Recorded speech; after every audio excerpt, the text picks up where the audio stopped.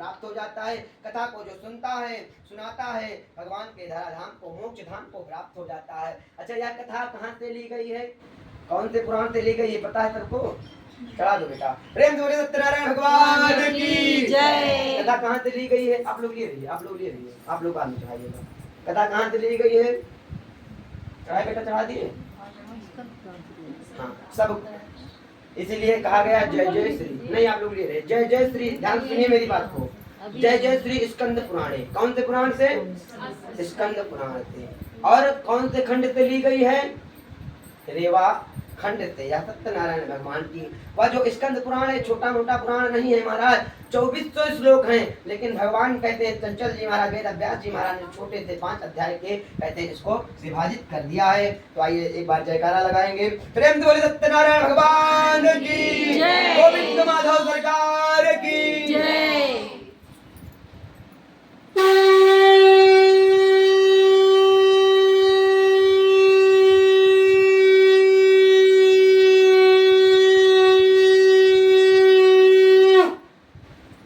सत्यनारायण भगवान की जय।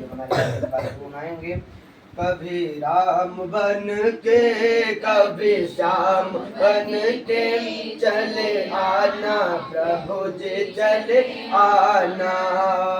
कभी राम बन के कभी श्याम बन के चले आना प्रभु जी चले आना। चले आना प्रभु जी चले आना। सीता साथ लेके धनुआ हाथ लेके, सीता साथ लेके धनुआ हाथ लेके चले आना प्रभु जी चले आना। भगवान किसी न किसी रूप में आते हैं। कहा गया है महाराज, जब जब हो ही धर्म कै हानि, बाढ़े असुर अधम अभिमानी, तब तब प्रभु धर विविध शरीरा। कहते हैं भगवान का कलयुग में अवतार होगा। कहाँ पर होगा? कहाँ पर होगा? कल की, हाँ कल की भगवान का होगा, सबको पता है। लेकिन कहाँ पर होगा ये ध्यान से सुन लीजिए। कहते हैं मुरादाबाद के संबल नामक गांव में श्री राम यश परिवार शर्मा परिवार में भगवान का प्रादुर्भाव होगा। कहाँ पर? शर्मा ब्राह्मण परिवार में होगा। आइए दूसरे अध्याय कथा में हम लोग प्रवेश करते हैं। दूसरे अध्याय कथा में एक लकड़ी बेचने वाले लकड़हारे की कथा है, और दूसरी कथा किसकी है?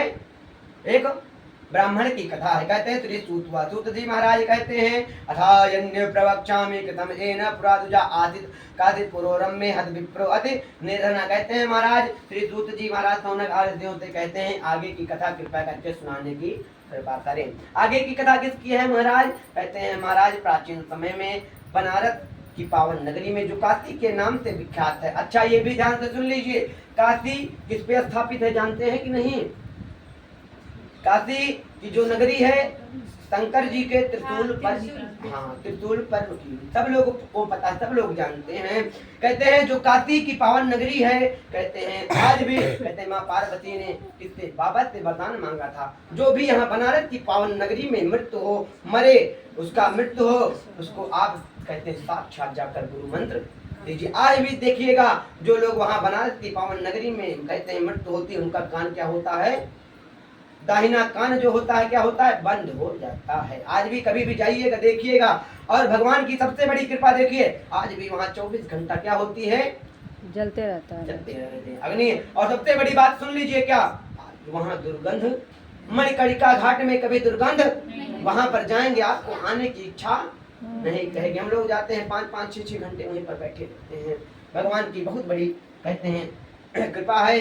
कहते हैं वही काशी की पावन नगरी में सदानंद नाम के ब्राह्मण हुआ करते थे, जो गरीब थे, लाचार थे, लेकिन महाराज गलीच नहीं थे। भगवान का भजन करते थे, भगवान का पूजन करते थे, भगवान का अर्चन करते थे। लेकिन महाराज कहते हैं, श्लोक कहता है, विष्णु महापुराण कहता है, दैवाधीनम जगत सर्वम, देवों के अधीन पूरा जगत है। कहते हैं महाराज प्रथम में भी उत्तर छिपा रहता है। दैवाधीनम जगत सर्वम मंत्राधीनम च देवता।